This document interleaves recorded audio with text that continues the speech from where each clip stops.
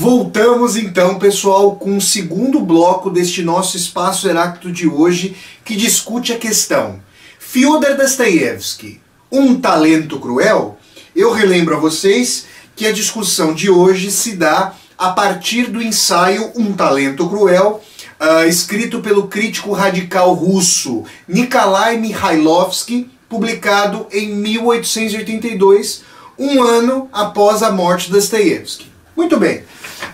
Ao fim do primeiro bloco, eu fazia, juntamente com vocês, uma série eu colocava uma série de questões sobre se Dostoiévski, segundo Mikhailovsky, partindo das premissas de Mikhailovsky, sobre se Dostoiévski, ao analisar a reprodução do despotismo, da tirania, da vilania entre as suas personagens mais populares, mais pauperizadas, se Dostoiévski não estaria contribuindo para a causa do reacionarismo, para a causa da não transformação social, tendo em vista que os oprimidos de então viriam a se tornar novos opressores. É esse o ponto fundamental de discussão do Mikhailovsky.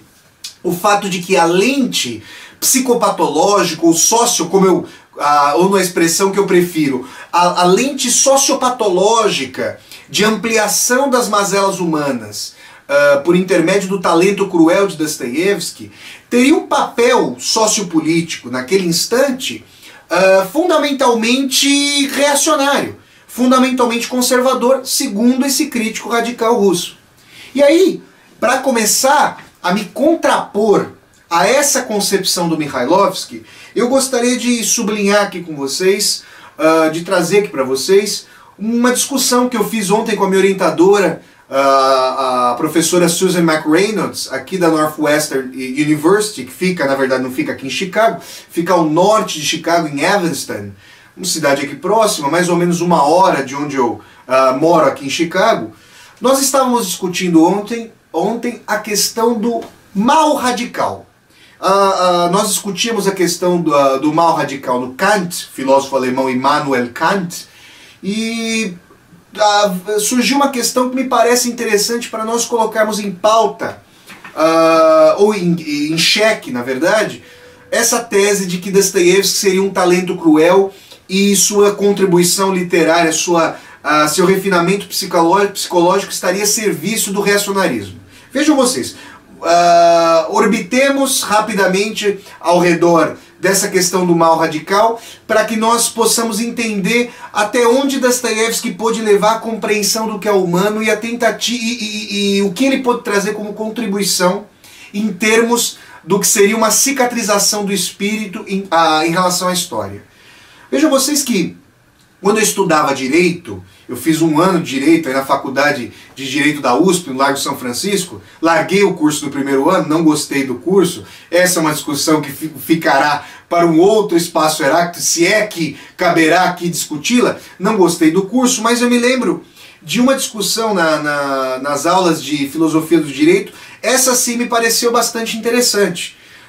Imaginem duas pessoas, imaginem um grupo de pessoas presas em uma caverna, e as pessoas vão morrendo, sobram ao fim 2 pessoas. E essas 2 pessoas já conhecem o destino das outras pessoas que haviam ficado presas na caverna. E essas 2 pessoas presas fazem um acordo. Uma delas, se percebendo mais combalida, aceita ser assassinada, ou eventualmente se matar, mas no caso ser assassinada, para que haja ao menos uma pessoa sobrevivente, para que nem todos morram. Qual seria o sentido de que todos morressem, se a maioria ali já havia morrido? E aí a questão que se nos colocava, que o professor nos colocava à época, nas aulas de filosofia de direito, era, e aí? Essa pessoa que se alimentou do corpo da outra pessoa, que eventualmente a matou e depois se alimentou do corpo dessa pessoa para sobreviver, quando consegue sair da caverna, ou quando é resgatada daquela caverna, deve ser julgada por assassinato? Como devemos apreender essa relação? E aí existe um outro exemplo, esse sim extraído diretamente da obra do Kant, em que ocorre um naufrágio e duas pessoas à deriva no mar disputam, digamos, um bote singelo, um bote que na verdade só poderá salvar um náufrago. Nesse caso, como é que nós podemos apreender essa questão?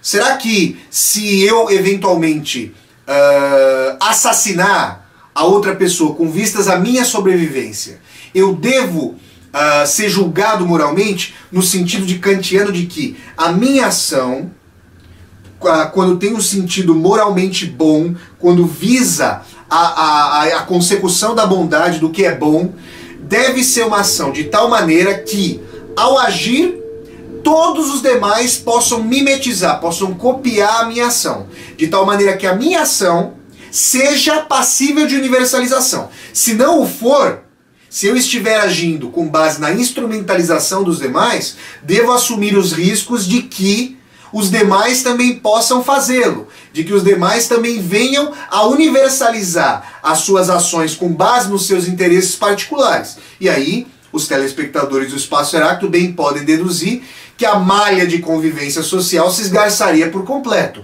se cada um de nós quisesse fazer apenas aquilo que nos apraz contra os demais.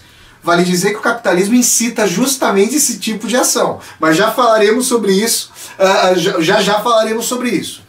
A questão é que, para o Kant, esses exemplos como esse, exemplos em que a própria configuração do eu vou controlando aqui o tempo do nosso Espaço Heráclito, exemplos em que a própria configuração do eu estaria em xeque para que o outro sobreviva, ou que a sobrevivência do outro dependa da minha sobrevida, nessa relação recíproca, o Kant diria que não são exemplos moralmente válidos. São situações em que a moralidade está completamente suspensa.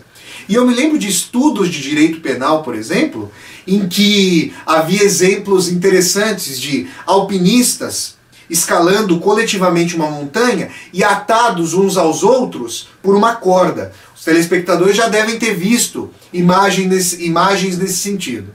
E aí, num determinado momento, digamos por um deslize do último alpinista atado à corda, os demais ficam suspensos na montanha e todos, do primeiro ao último, correm risco de cair e, obviamente, de morrerem. Se, a pergunta vinha ali no bojo de direito penal, se o primeiro alpinista cortar a corda que o ata a todos os demais, de modo que apenas ele sobreviva e os demais morram, ele pode ser acusado de homicídio? E a resposta é não. Justamente por essa discussão, eu digo, a resposta legal é não.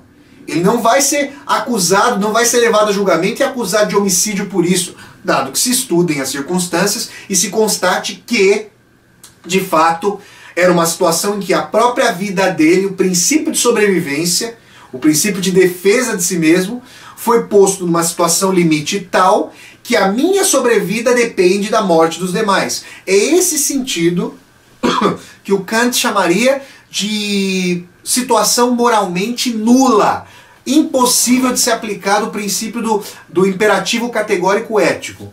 Muito bem.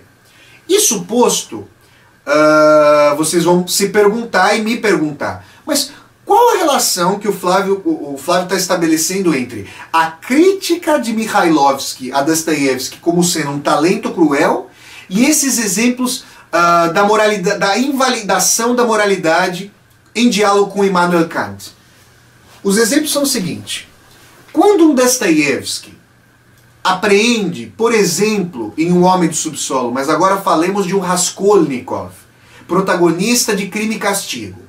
Quando um Dostoiévski apreende que o hedonismo, que a maximização das satisfações pessoais estão na base do que a modernidade configura como vivência social, quando Dostoiévski apreende a morte de Deus, o solapamento das estruturas éticas, a morte de uma relação moral que já não tem repercussão na eternidade, que se restringe, que se circunscreve a esta vida que seria a única. Dostoiévski quer refletir justamente sobre quais seriam os desdobramentos éticos de uma sociedade pautada única e exclusivamente pelo presente. Vejam que o assim chamado Pacto das Gerações, o pacto entre a geração atual e as gerações futuras, não faz mais nenhum sentido, Dostoiévski diria. Aliás, é interessante pensar que a rapina da natureza, a completa destruição de uma série de recursos naturais, também parte dessa lógica hedonista. Se eu não estaria aqui no devir, no porvir, que me interessa se a geração futura vai ou não ter recursos? Esse é um pensamento hediondo, mas que em grande medida estrutura as relações sociais. E as vem estruturando com muito mais força há 200 anos do que em toda a história pregressa da humanidade. Humanidade, vale dizer, que é forjada pelo capitalismo no sentido de humanidade como globalidade, para além da especificidade de alguns povos e tribos, que mal se conheciam quando o mundo não estava geográfico e economicamente integrado. Isso posto, pessoal, o Raskolnikov chega a pensar da seguinte maneira: se eu, e aí Raskolnikov, protagonista do Crime e Castigo, mais uma vez eu friso, se eu sou um ex-estudante de direito, um pobretão, não tenho onde cair vivo, não tenho um puto para cair vivo, não tenho não tenho nada no bolso. Mas se eu Raskolnikov, sei que posso maximizar os meus planejamentos de suposta transfiguração e transvaloração da humanidade, se assim eu posso fazer, por que é que eu não posso passar por cima de uma velha usurária, a chamada Aliona Ivanovna? E aí Dostoiévski sim traz laivos de antissemitismo ao associá-la ao Jid, ao judeu, ao usurário. Se essa velha usurária só me faz explorar a mim, a minha mãe e a minha irmã. Lembremos que a mãe e a irmã do Raskolnikov o ajudavam em sua manutenção ali na cara cidade de São Petersburgo.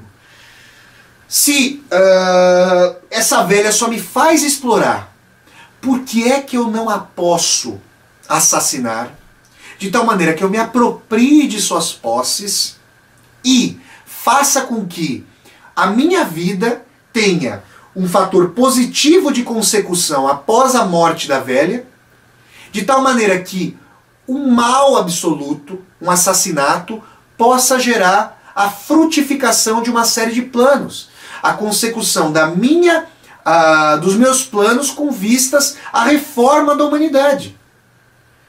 Quando um Raskolnikov raciocina de tal maneira, nesse sentido que um Mikhailovsky, por exemplo, entre outros críticos que veem características reacionárias do Dostoiévski, diriam que a dissecação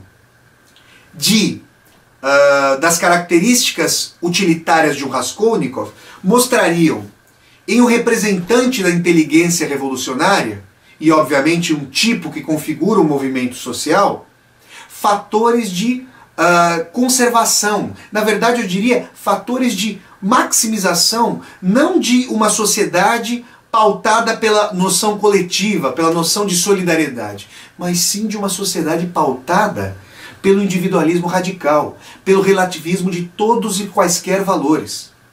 Raskolnikov, vejam só, estrutura um tipo de vivência social como se a cada momento ele estivesse embebido por um contexto de radicalidade do mal. Aquele mesmo contexto que Kant chegou a considerar como um contexto de invalidade dos princípios morais.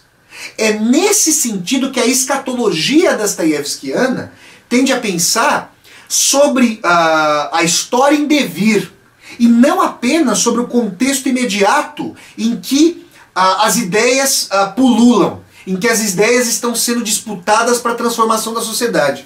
E é nesse preciso sentido que me parece que o juízo de um Mikhailovsky é extremamente limitado. Por quê? Dostoiévski não estava pensando apenas no momento revolucionário em que os grupos, em prol da tomada do poder, se unem e se configuram com uma solidariedade que é muito bonita, inclusive. É uma solidariedade dos companheiros de revolução. Uma solidariedade, inclusive, que eu analisei um texto escrito aqui nos Estados Unidos chamado Sísifo rolará a nossa pedra para além do Requiem. Eu pensei sobre essa solidariedade em função daquilo que o Che Guevara, revolucionário argentino, que contribuiu sobremaneira para a vitória da Revolução Cubana, sobre o princípio de solidariedade que o Che, por exemplo, via nos companheiros de guerrilha.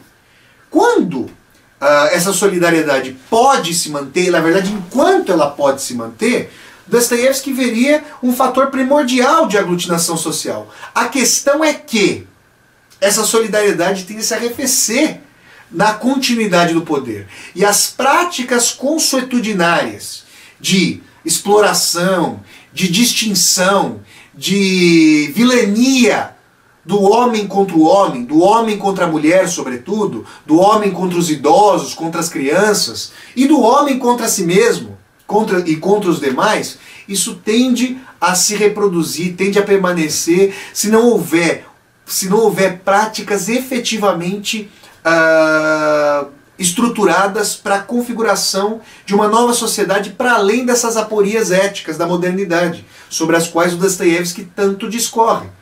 É nesse sentido de morte da eternidade que o pensamento de Dostoiévski assume uma escatologia negativa, ou seja, leva às últimas consequências fatores de desagregação social que os revolucionários não queriam aceitar naquele momento de embate clamoroso contra os reacionários. Se nós tomarmos Dostoiévski apenas com o metro do Mikhailovsky, é possível concordar que havia fatores de contribuição para os conservadores nessa crítica dostoiévskiana à modernidade aporética, à modernidade eticamente aporética. Ocorre que Dostoiévski, e na percepção deste apresentador que estuda a obra de Dostoiévski há um bom tempo já, a minha visão é que Dostoiévski estava falando sobre um ainda não realizado, ainda hífen não, hífen realizado, do futuro, sobre o que poderia vir a acontecer se tais grupos eticamente aporéticos assumissem o poder, se a modernidade se concretizasse, como acabou de se concretizando em nossa época, sem uma noção de além-mundo, de futuro eternamente configurado. É nesse sentido que o talento cruel de Dostoiévski, ao invés de contribuir para a reação, a meu ver, contribui para que nós entendamos o que é o humano historicamente encarniçado e configurado.